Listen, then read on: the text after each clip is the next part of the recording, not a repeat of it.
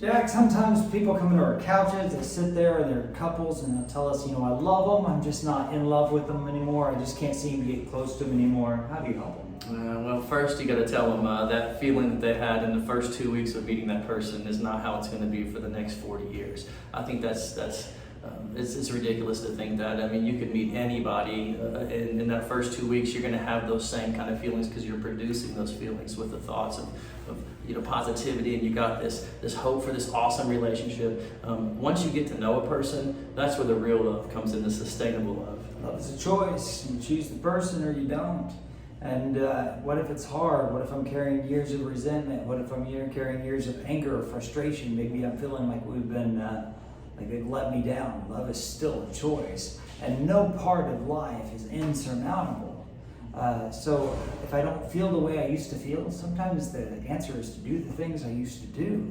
But I don't want to go on a date with that person. I don't want to spend time talking to that person. Well, if two grown people want to do something, there's not a lot we can do to stop it. And so if you and the person you're with want to find that place of love again, go back to what you did and see if it can't come back. Yeah, pursuit.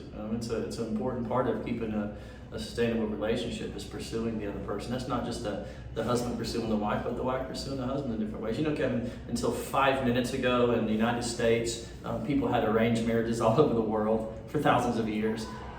That's not something that I would want, but that's how it was. And so you didn't get to have that feeling that we get in Western world dating. You had to see this person, this is going to be your spouse, and you have to learn to love them and apply those principles that we find in 1 Corinthians 13. Sometimes you have to do things that you don't want to do. And sometimes you have to get past feelings of well, I'm giving up, I quit, I'm done, I've stopped. And when those are the times, and those are the places you're at, you need to take stock of all the reasons why not to. Yeah, it's important to look back and think about, why did I fall in love with this person? What was it that I appreciated about them? I see a lot of times in marriage counseling where somebody will say, I really liked that they weren't this way, and then all of a sudden now they don't like them because they're that way.